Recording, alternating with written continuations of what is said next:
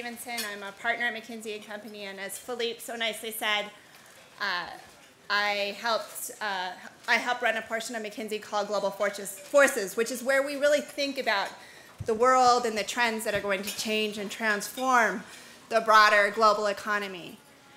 I thought the best way to think about that is not first through words or charts or numbers, but just through some pictures.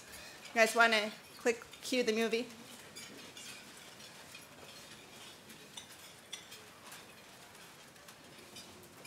Not this picture. You guys have it? One.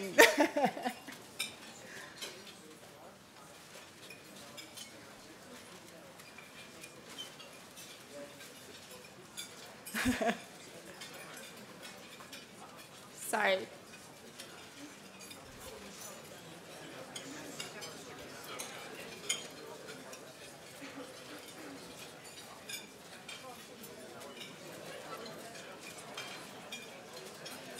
It was working in the demo, so.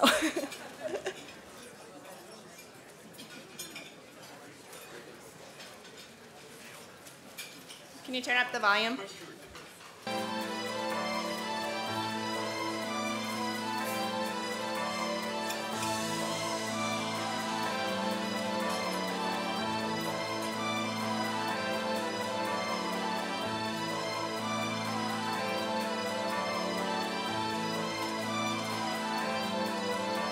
Right here, right now, right here, right now, right here, right now, right here, right now, right here, right now, right here, right now, right here, right now, right here, right now.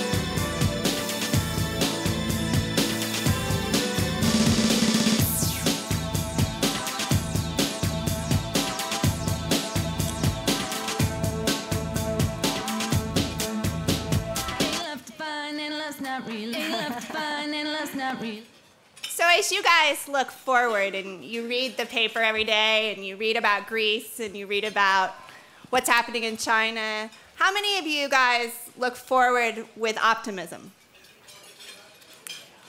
I can tell you that it's only at the Spa and Wellness Summit that you see a crowd like this. When you go to a normal business summit, people are actually pretty pessimistic. They're worried about the economy, where it's going, what's going to happen next. And it's very easy to paint a doomsday scenario, right? The euro is going to fall apart. The Chinese economy is in trouble. Those kinds of things. But at McKinsey, we sat back and we said, you know, if we had a crystal ball, which we don't, what does the next decade look like? What is going to happen? And I think one thing that really struck us is that there aren't very many things you can predict, but you can actually predict general macroeconomic trends relatively well because that's based on the amount of people in the population, the amount of people in the labor force, and what their average output is. And when we said, what's the one fact we can predict with the most accuracy, it's actually overwhelmingly positive.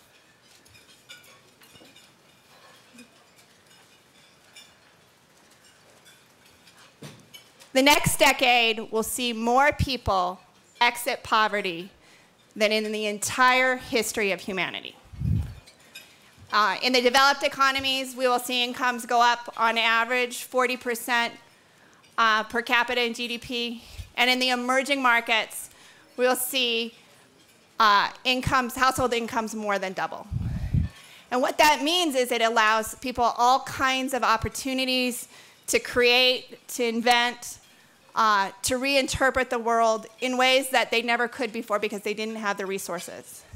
And that one fact, I think, is just so profound in terms of where the world is going. When we worry about all those things that could go wrong and we see the market slide or we see the Dow Jones slide, that there are these underlying forces at work which are going to transform the world, and they're going to bring, and I think the theme of your conference on innovation and imagination is that innovation and imagination is going to be unleashed. And we may not be able to predict everything, but what we can predict is that there will be enormous amounts of change. And when we stand back and say, what is changing, I always find it useful to go back 20 years ago and say, what got unleashed 20 years ago that is going to make the next decade more exciting than any decade we've ever seen before? So we go to 1990, early 1990s. There we go. 20 years ago. That's what China looked like. China was closed off from the global economy until 1992, 20 years ago this year. The political body was the G7. The World Wide Web in 1991 was an academic white paper. What has been unleashed over the last 20 years are forces for change which are going to have been kind of rippling along in the economy, and they're rising up. And those forces of transformation and change are unleashing at a power and speed and magnitude that really is the tsunami wave coming out and changing many of the things that we've thought about and taken as the world as normal, right? So if we think about the traditional dominance of the US and the European economies, if we think about things like that, a lot of those things are starting to change. If we think about how businesses run, it's national businesses inside of national economies, those are all getting exploded, and new things are coming, and the opportunist, the entrepreneur, the innovator, the person with imagination is the person who says, what can I do with that next era? When we look at 20 years ago, we would have never imagined China like this, or the G20.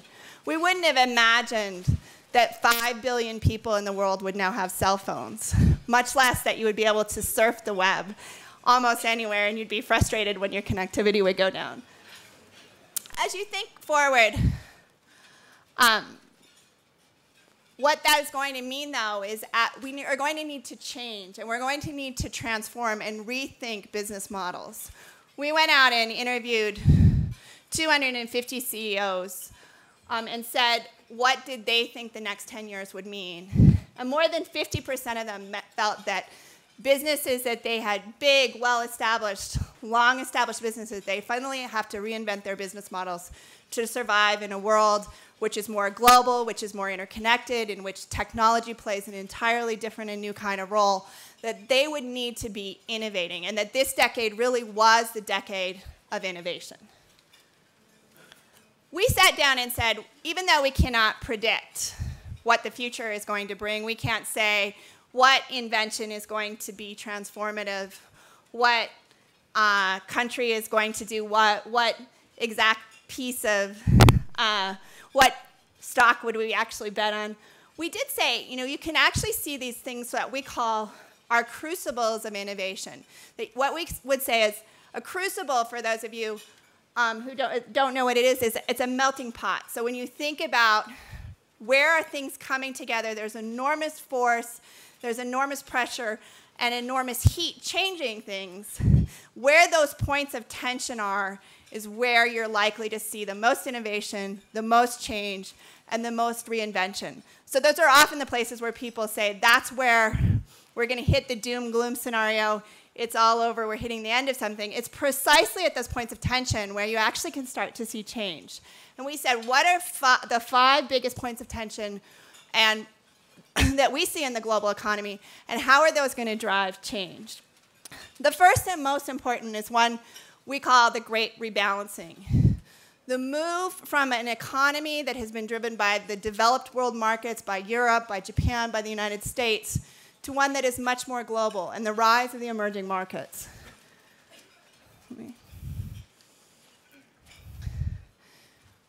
2009 was the first year in more than 200 years that the so-called emerging markets created more economic growth than the developed economies.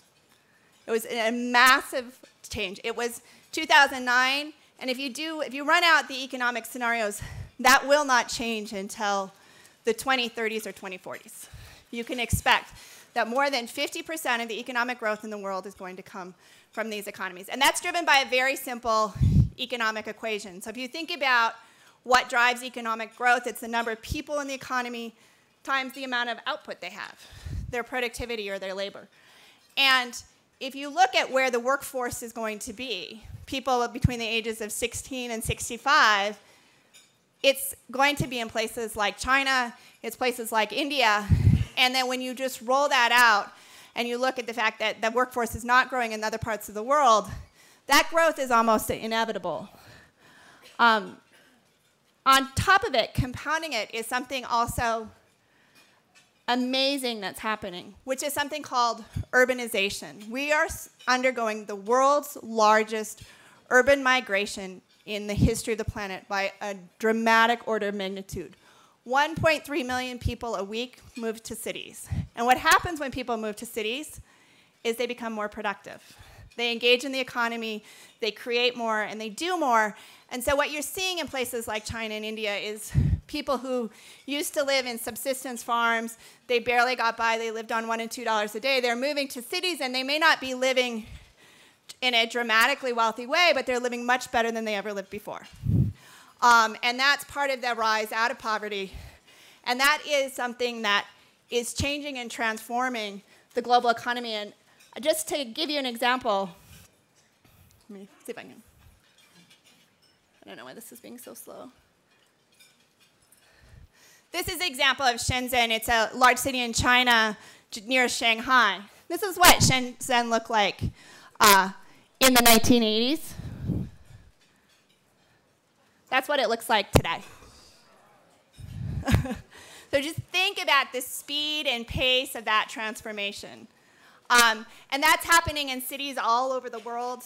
We will see 80% of economic growth will come from cities, and it will come from 200 cities, primarily in emerging markets.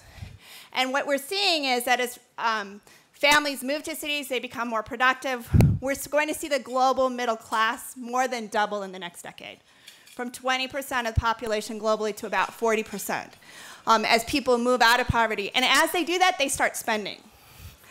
They have smaller families, they have middle-class desires, and they're starting to spend, although it will look different than what we think about as middle-class consumption here.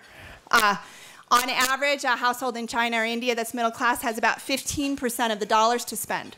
So what you'll see is this mixing of aspirations as that comes together, and reinvention of in categories entirely differently, as people have aspirations to buy things, but they couldn't buy them at developed world prices. So what you're seeing is in cars, in appliances, all kinds of things, that there's this reinvention of what products are and what they look like.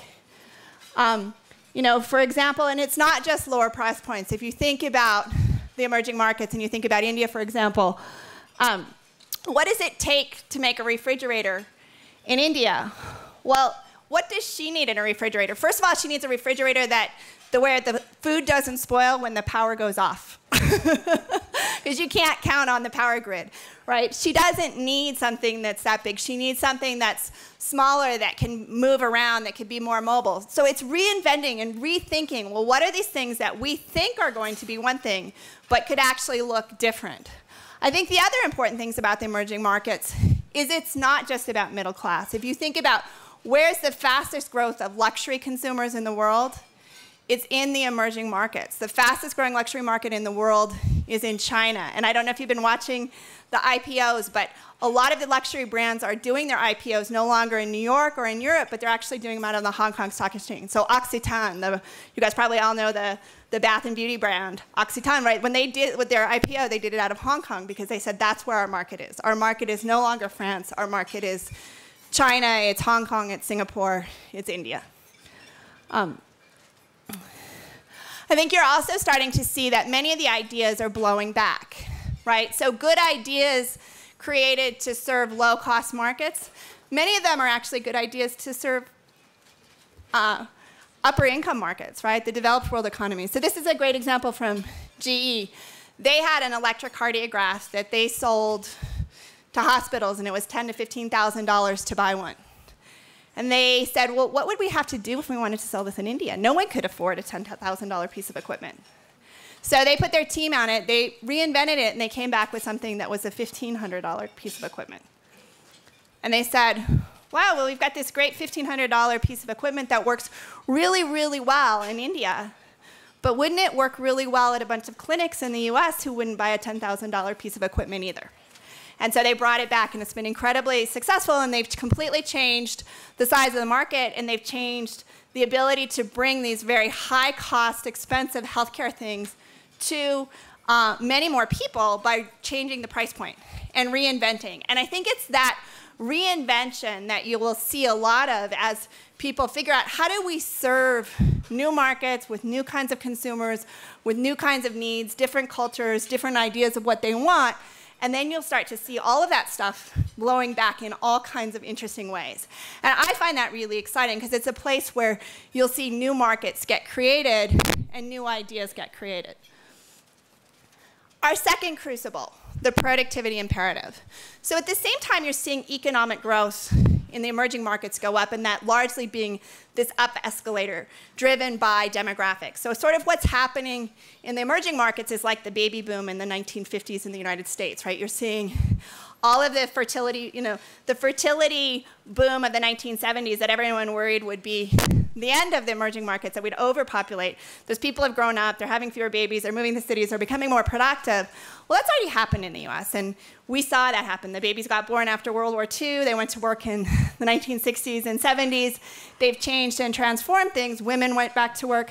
That labor force growth is no longer part of the economy in the United States or in part of most of the rest of the developed economies. So if you think about, let's see, I don't know why this is clicking so slow.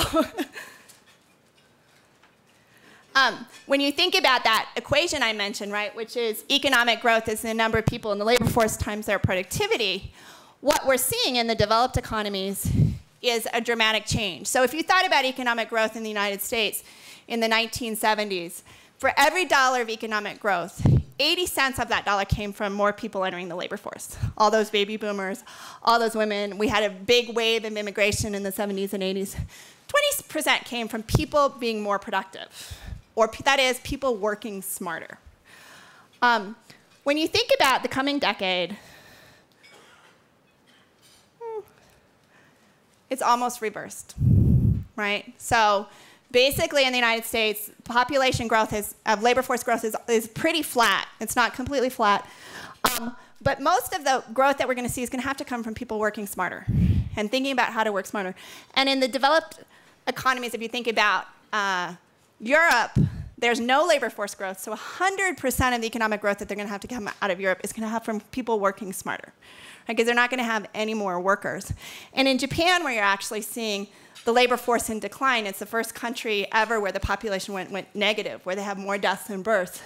Actually, they're going to have to earn, to get a dollar's worth of growth, they're going to have to earn 160, or 100 yen of growth, they're going to have to earn 160 yen of productivity to change that.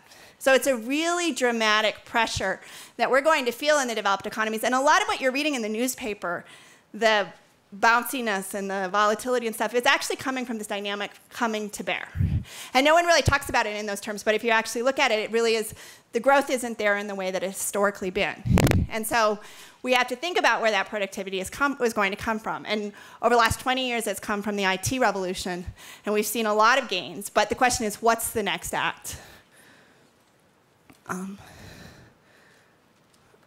I think a big part of it is going to come from, what is going to make it the do it smarter companies? How do we get more from the people we have without destroying their health and wellness and allowing them to have the kinds of jobs and lives that they want, but doing things more intelligently, thinking about how are they going to drive the productivity of their companies. And I think that's going to be a significant pressure on the economies in the US and Europe and Japan is what can we do to do more with fewer, a workforce that's flat to stable. And I think what you're seeing is this pressure is the amount of jobs are changing and the nature of jobs are changing. So the kinds of workforce we need is actually different.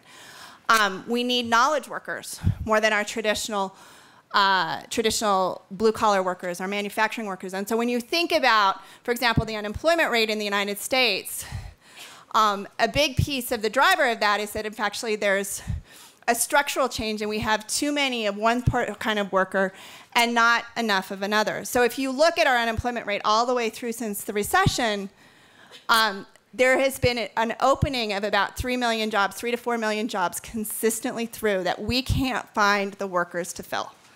Right?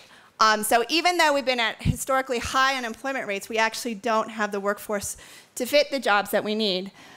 And sort of thinking about how do we change and transform our workforce and our labor force to create that innovation, to create those companies that are going to be the next era companies, is actually probably the biggest challenge that the developed economies face. This is a great quiz question. I love this question. In the 1950s, the US, on average, in the US was the #1 producer of college graduates in the world.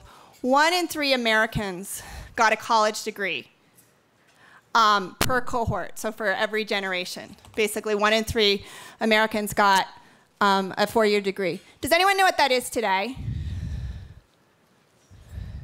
It's 1 in 3. Right, so we're no longer best in the world. We've given up that kind of competitive advantage. Many countries have caught up. But what's important is that the jobs we're creating are actually really different.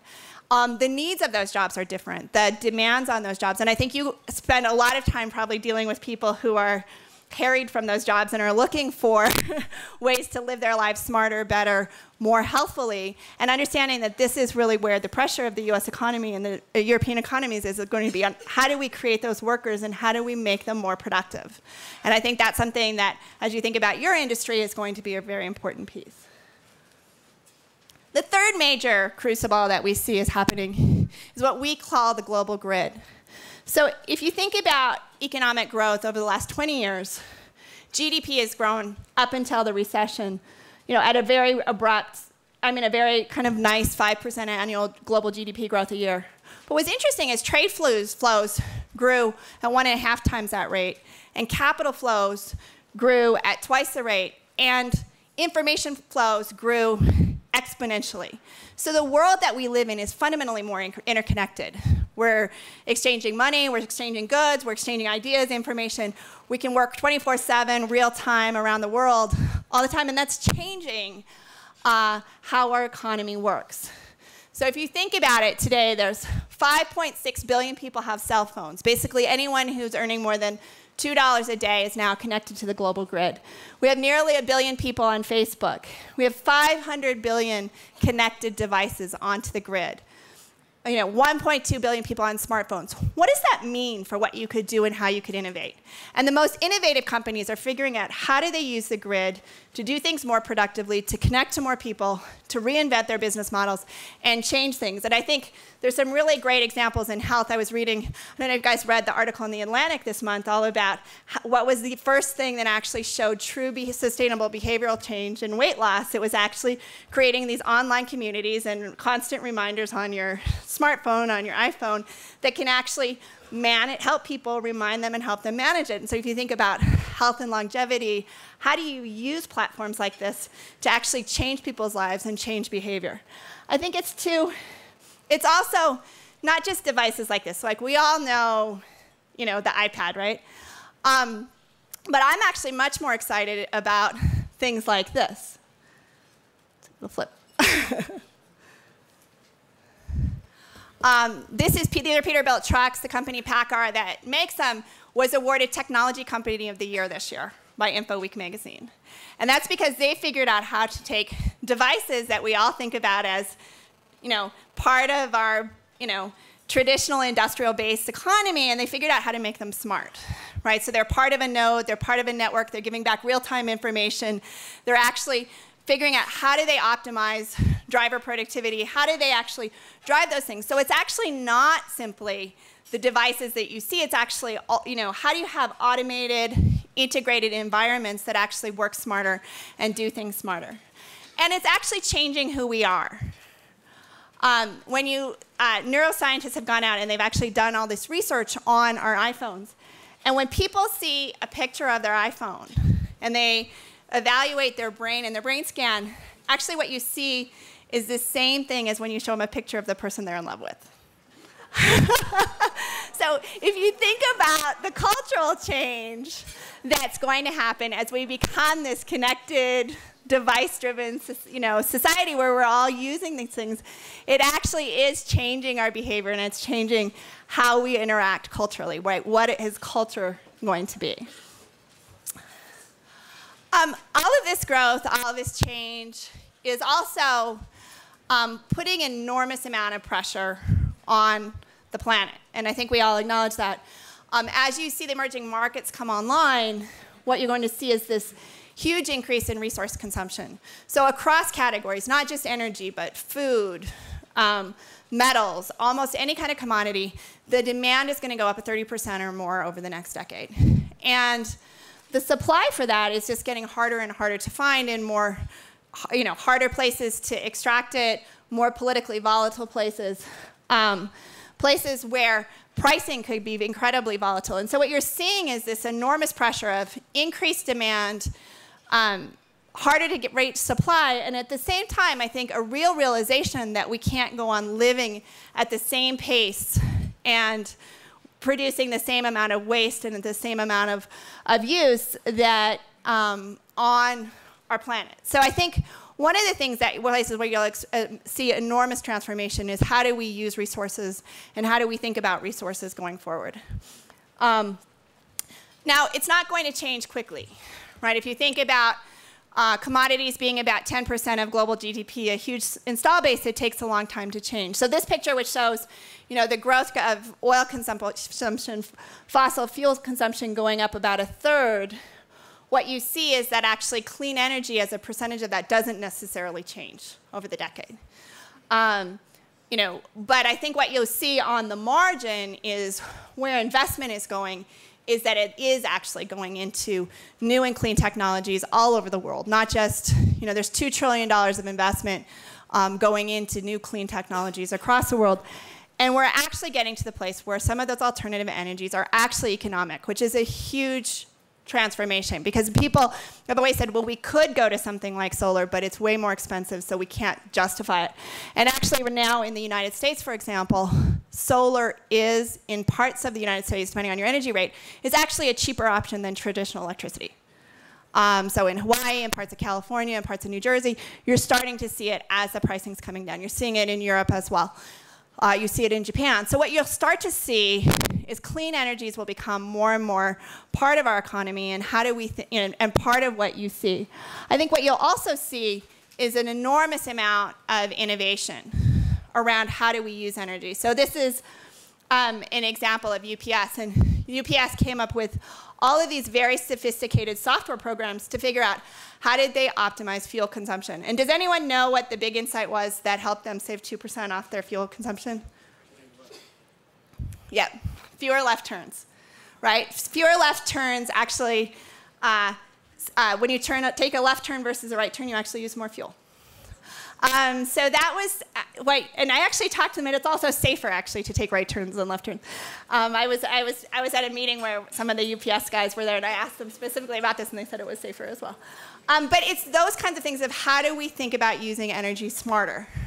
When you think about natural gas and natural gas disruption that's happening in the United States, the price for an equivalent transportation gallon of natural gas is now half the price of diesel fuel in the United States. So I think what we'll start to see is an enormous amount of transformation around how do we live cleaner and more sustainably on the planet. The fifth area of enormous tension is, of course, the government and the state. Everything in the world has gone global, and states are left hanging the bag at a national and a local level, trying to solve problems with not all of the ability that companies, that individuals, that entrepreneurs have because they're restricted. And how do they think about reinventing themselves to be able to be adaptive in an increasingly complicated, complex, fast-moving, fast-changing economy? And it's a massive problem.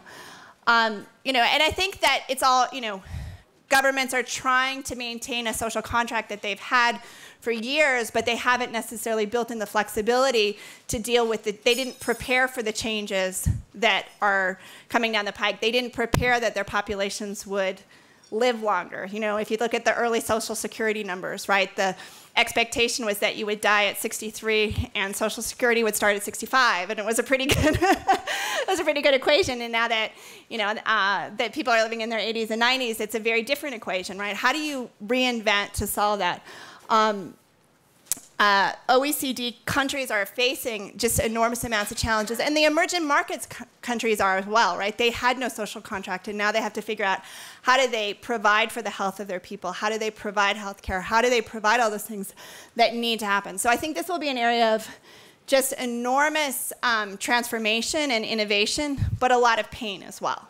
Right? It will be the hardest thing to change because governments can't just move with the market, right? They have to respond to an electorate, they have to respond to legal constraints, they have to respond to all those things. And at the same time, I think what you'll also see is a lot more competition among governments as they compete for jobs globally. So countries like the United States have never really had to think about it. Big countries like China are starting to think about it, but when you look at little countries like Scandinavia, they're really good at competing for jobs and growth and opportunities for their people. They're much more sophisticated at doing this. Countries like Singapore are much more sophisticated at saying, how do we optimize for our populations and make sure that we're getting the companies located here, economic growth located here, all of those opportunities. So I think we'll see an enormous amount of fluctuation as a bunch of national states that have always had to be national suddenly wake up and figure out how do we become global citizens in an entirely different way when our populations are online communicating globally with people all over the world and have friendships with people all over the world, are trading stocks or buying companies or buying goods or doing all those kinds of things that happen just truly globally. Those are the 5 big areas of transformation that we see happening. And I think there are negative scenarios across all of them, but there's also an enormous amount of hope across all of them. And I think you have to ask yourself is, does the economy stand still? Do we just accept things the way they've always been? Or, is one of the great things about our economy and about the way we work is that we actually innovate. And part of being human beings is that we innovate. And so I think what you see is that the pace of change is accelerating. It's getting more and more rapid. The potential for invention is transforming. If you think about those 5.6 billion people who are now connected to, the grid for the first time, and they may be learning English by text message somewhere in Bangladesh or in Kenya, you're going to see dramatic amounts of innovation. And when you think about the country that has the largest amount of people using mobile banking right now, it's not the United States. It's not Norway, it's not Finland, it's Kenya, right? So you're going to see people who suddenly have the world opened up to them and they're, for the first time ever, able to invent and be entrepreneurs. And I think that that's what's incredibly exciting. So when in this story of optimism and pessimism, I think that as we look forward, there's a tremendous amount of optimism. Any questions?